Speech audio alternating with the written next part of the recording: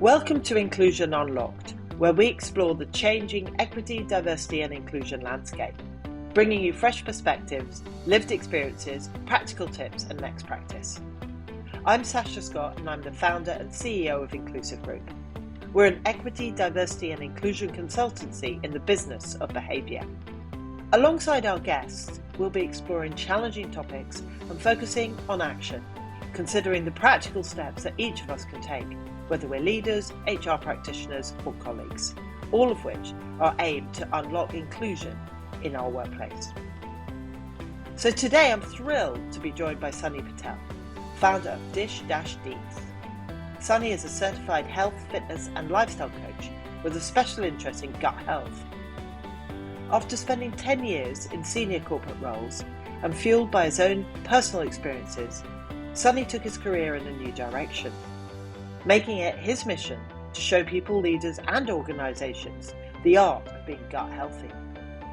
In today's episode, Sunni will share some of the personal experiences that inspire and drive his work, and we'll explore the connection between gut and mind. So good morning, Sunni. Thank you so much again for joining us. I'm super excited. I woke up this morning and I thought, okay, great. I know I've got this conversation. I've so enjoyed meeting you before, so I'm really excited to dive in. Yeah, look, I'm so happy to be here, Sasha. I kind of follow a lot of your work, so it's a privilege to be here. I didn't wake up as excited because obviously this is quite a nice, daunting experience, but a pleasurable experience. So I'm really looking forward to diving deeper with you. And Great. it's a pleasure talking with you anyway. Oh, bless you. Well, let's go. So, Sunni, you are, and this is the first person I've ever met my whole life, a culinary medicine coach. Amazing. I want to know exactly what that is. And obviously also a published clinical scientist. I want to know what that is. But first question is, you've also got very much background, as a leader in the corporate space. And I'm really interested in what promoted jumping out of corporate into culinary. Yeah, so it's a great question. It's one of those interview questions, isn't it? Why did you do this? And you almost feel like the answer you give will govern the perception of it all. But I guess for me, and I guess, in the world of kind of leadership, we always kind of are mentored and hold that kind of, that important phrase, the best leaders are the authentic leaders. And I have to say, I think that my journey has come kind of through my experience of learning finding my authentic self. So I've loved the corporate space. I started off as a clinician scientist, which is basically a scientist that also works in clinical practice, as opposed to just doing kind of bench work, like working with cells. I worked with patients. And so I've always been intrigued in the healthcare space, and I've loved everything to do with health and well-being. But I was one of those kind of frank, candid people that realized that in order for me to survive and buy the house that I wanted, I needed to go to the corporate world. I wanted a bonus. So I went to the corporate space and I had good 10 years there, kind of rising the ranks. But unfortunately, I have Crohn's, colitis and IBS, and I think I've had to navigate that for the last 7 or so years. And ultimately, in lockdown 2.0, I was hospitalized. And I think that gave me that kind of look in the mirror, thinking, actually, what is it that you want to do with life? And I've always used food as my creative outlet on so many things. So I thought, actually, you know what I'm going to do? I'm going to reset my life. I'm going to rediscover kind of my passion for what I want to do. So I kind of retrained in culinary medicine, which is like nutritional therapy. So it uses kind of nutrition and medical science and evidence to understand how to help improve people's lives in and outside of the workspace. So I decided I'm going to quit a wonderful job and actually redo this again. So yes, that's a very long story, but it kind of shows you that it's not as simple as just me waking up one day and saying, you know what, sod it, I'm going to do this. There's been a thought process, but the universe has also told me, like, this is the direction that you should be going in. And that story, I think it's very relatable. Not the hospitalization part, and I'm so sorry that has happened to you. And it's where I find it relatable in a corporate space is, I think, so many people have, as a consequence of going through the pandemic, you started to reevaluate purpose. And it feels Yes. to me that you have found your purpose, Yeah, no, thank you. possibly. Yeah, that's so sweet of you to say. I love how you have to put the possibility. We always have to caveat it when we become entrepreneurs, right? But no, I definitely have to say, um, throughout my kind of leadership career and having like reverse mentoring, etc., I remember my mentor always saying that you are your best when you find your purpose. And I remember when I started doing lunch and learns in my workspace, and people came to me and said, you know what, I see you in a completely different way. And I started realizing that actually this is my purpose. This is what feeds my soul.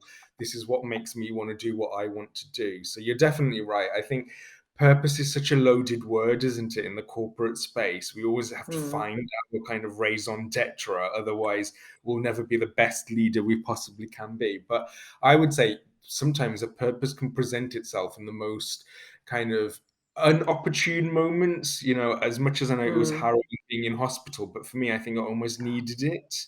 yeah. Definitely needed to find my purpose. So situations can sometimes arise. And yeah, I definitely will say the way that I talk about this, the way that I'm geeky about it, the way that I explore things, definitely is my purpose these days. Okay, fantastic, fantastic. Um, so a lot of us know very little about the link between the gut and the Mhm. mind. Am I right in saying there is actually quite a strong connection? And can you explain more about why that might be important from an individual and possibly even from a human in the employee workplace space as well? Really want to know gut, mind, and how we link it to corporate. Yeah, sure. So it's a fantastic question. I think a lot of people underestimate gut health as a whole. We always kind of assume and think it's like a digestive problem. We always kind of silo people with gut health issues, thinking, oh, they're the ones that are probably running off to the toilet or not going to the toilet. We always limit it to particular symptoms. But actually, the gut is almost the epicenter of health, is what I call it, because the gut is an ecosystem. It's not just your stomach or your intestines. It's literally from the point where food enters your body, so from the mouth, all the way to the point where food exits your body, so when you go to the toilet. So it's one of the largest ecosystems. And one of our largest nerves, which is called the vagus nerve, is actually connecting the gut to the brain. So we actually now know, more so with science, that the brain and the gut are physically linked, but also then within our ecosystem, we have what we call the gut microbiome. A lot of people hear about the gut bacteria. And actually, there's positive effects between this link, this physical link between our gut and our brain, because our gut also creates 90% of our serotonin, and we need serotonin for good digestion and overall well-being, and the rest is made by the brain. So you can see actually if there's an interlink, it's going to give positive outcomes to the body and overall kind of dampen down that fight or flight. So in the workspace, we generally have started to notice some of the common kind of ailments or conditions that the employees complain about is fatigue, burnout, minor illnesses, which is down to poor immune health, musculoskeletal issues, also gut health, poor nutrition, and sleep. And if we dive deeper in all of those issues, we actually start finding that the gut health and optimizing gut health can have a positive impact on all of these things. Now, these Okay. top 7 ailments aren't things that I've plucked out. Actually, the government have actually done a survey of thousands of people, employee base, and actually said these are the top 7 illnesses or health concerns in the workspace. And actually, I've seen with science, and what I do is actually, if we look at gut health and look at how we can positively impact kind of brain health, mood, fatigue, it has a positive impact on engagement and, Mm, and on productivity. And you've mentioned with kind of lockdown and the pandemic, engagement scores have gone down overall in a lot of industries in the workspace because we've almost now created our own safe spaces working away from the office. And yeah, actually, we started noticing now that actually once we start returning in the office, our expectation of well-being is definitely 10 times more than it was yes. before. a gut health approach definitely does help on so many things, and especially engagement, because it creates a conversation, a safe space for people to be able to talk about their health concerns and then work in a positive solution basis. So that was a very long roundabout way to talk about gut health, but hopefully it shows you it's not just simple as how we see health, which is if you have a problem, let's solve it. Gut health Mm, allows you to look at kind of well-being in a 360-degree approach and actually provide okay. long-term sustainable approaches in the workplace as well. Okay, so this is what got me super excited in us talking together and working together because again, what I hear from our clients is that employee wellness is front and center of everything, and it clearly Mm, links with inclusivity and how people are and how they feel. But I think taking a holistic approach to wellness and looking mm, at it, from all elements is really critical. And I think that often organizations compartmentalize. They go, okay, so we're doing mm. something over here on menopause, and then we're doing something over here on EDI, and then we do some micro behaviors. Oh, and then there's a sleep session, and Yeah. actually rolling it all up into a more concrete program and starting with the gut, I think is the way forward. Really helping educate people. And I'm wondering, Sunny, and again, I know I'm Mhm. going off script here, but No, go ahead. one of the corporate concerns at the moment, and certainly something we see, is that culture is fragmenting as a Mhm. consequence of working in a hybrid way. Is gut health and indeed food one of the ways that we can bring people back into an office environment? And I'm not talking 24/7, by the way, for all those people who are going, No. whoa, Sasha, forget it. I'm talking about how do we um, pull back a little bit more of culture into the workplace? Can we do that through education around gut health? Can we do this through food? Because surely the two are linked. What do you think? Yeah, I think it's a fantastic question, and I think it's the million-dollar question. What is wellness in the workspace, right? And I think what happens is a lot of companies think they've nailed down wellness, very much like you say, which is compartmentalize it, because we almost think characteristically we should tailor health and wellness in the workplace like we tailor branding and marketing in the open space, which is let's serve a niche for particular things. So we'll say, right, this month is going to be mental health. We're going to talk about mental health. Then we're going to do sleep. Then we'll do something menopause. And it's because we relate it to what we're hearing on the kind of media grapevine. But I definitely agree with you. And the science is abundant in showing actually you should create health and wellness in a more of a holistic umbrella approach, because there's so many dimension and pillars that feed or interconnect or have a symbiotic relationship. Culture, ED&I, sustainability, employee Mm, well-being. It's more than absolutely. just ticking the box of let's have an EAP and let's have some wellness ambassadors. And I know, let's make sure we put a fruit basket every day because that's what wellness is about, right? And we jest about it, but actually, this is what we think is wellness. And I would argue, very much to your point, is actually there's different entry points for different organizations that have different cultures and different employee base. And food, I have found, is a fantastically powerful entry point, because when we look at social history, we look at psychology, behavior change, we look at any culture, gender, creed, race, food is one of those anchoring kind of pillars that we can Mm-hmm. all relate to. And it's polarizing, right? We always get those office jokes like, oh, can you smell what that other person's eating? Or can you see what that other person's Mm, eating? But there's a positive aspect to that. It's yes. Yeah. created conversation, it's evoked different senses. And actually, if we look at calorie intake in the workplace, two-thirds of your daily calorie intake on average comes from the workplace alone. So for me, I thought if the science is there and we've got enough evidence to show food is a fantastic entry point, it would be great to actually use food, gut health, and other aspects of health to make that conversation kind of louder and prouder. So I definitely agree it's there. We're not there yet. There's only some very innovative companies that would work with the likes of me and actually say, yes, we see this as a really fantastic way of engaging our employee Mm, base and empowering them. And I do think in the next 3, 4, 5 years, it will grow. And hopefully, we're going to be on the forefront of that offering, yeah. really. But I agree. Absolutely.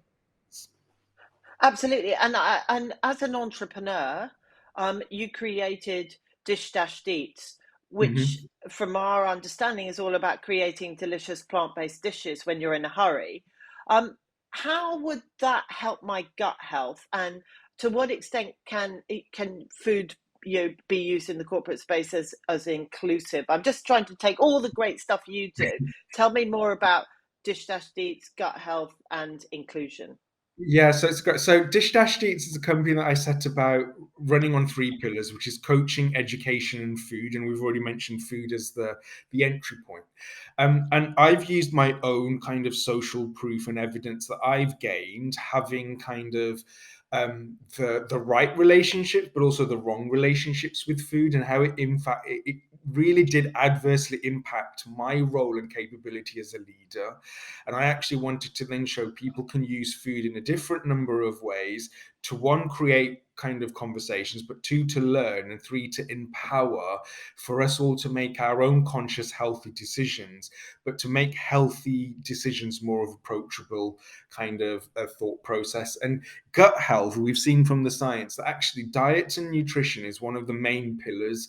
So it doesn't mean that we need to go on this convoluted process of doing diets like how media have made us think about diets, but it's just generally how can we have our day-to-day habitual eating patterns that benefit gut, but which will then in turn benefit lung, kidney, brain, heart, immune health, generally every single plethora of health that we think of.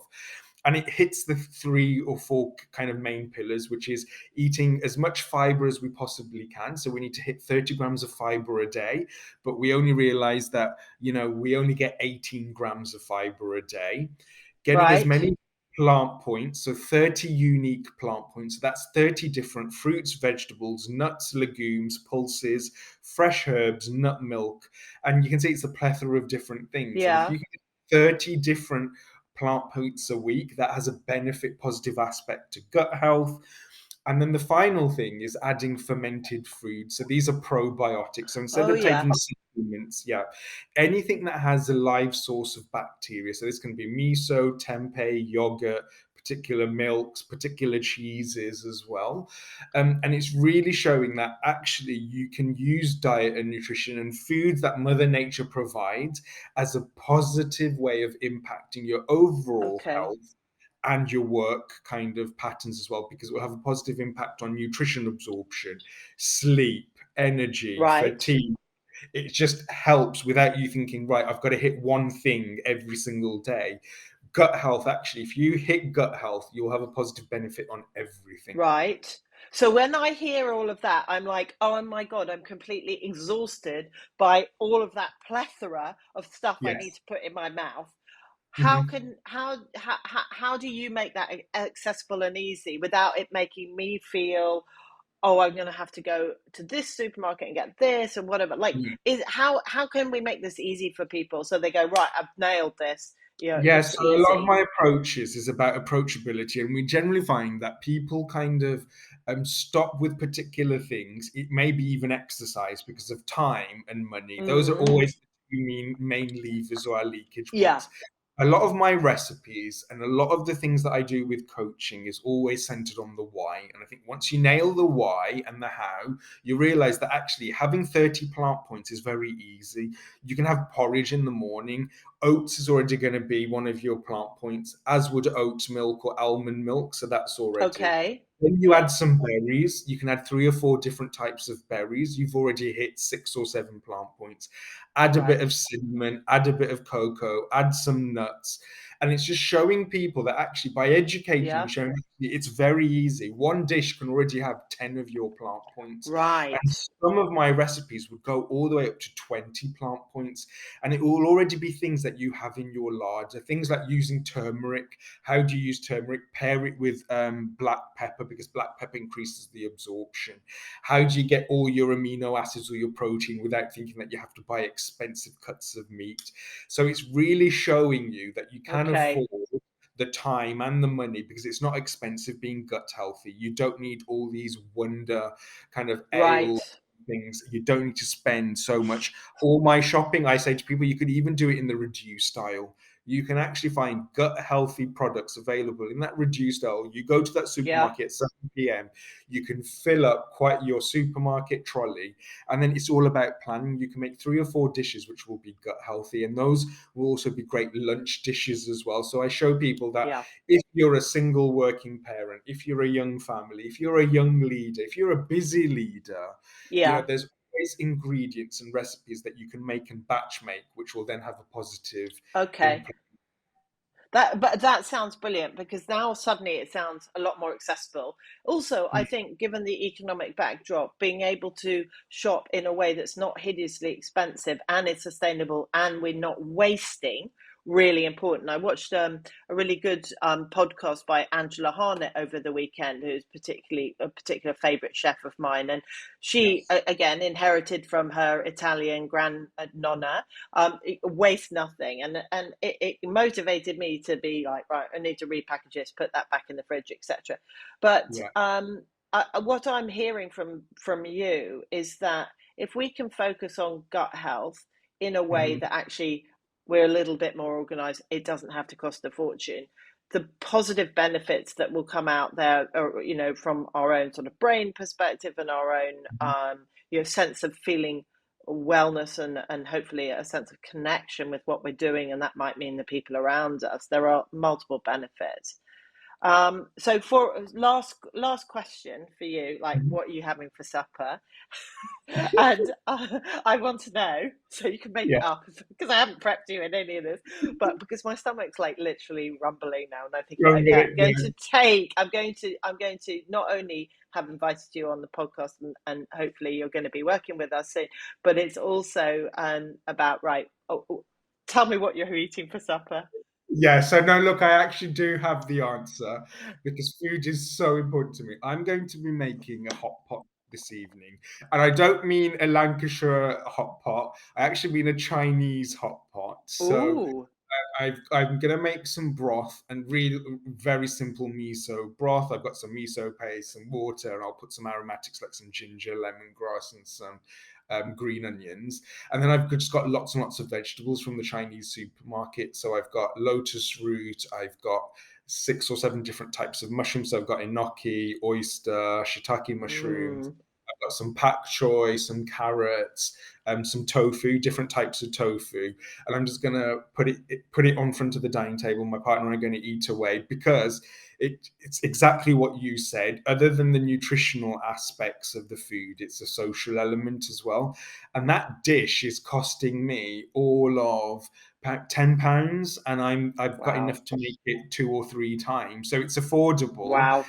I'm picking all of my plant points there as well. So Amazing. that's Amazing. what I'm making for sure. Wow. Okay. Well, could you lay the table for three? Because I'm Yes. coming over. I'm coming over.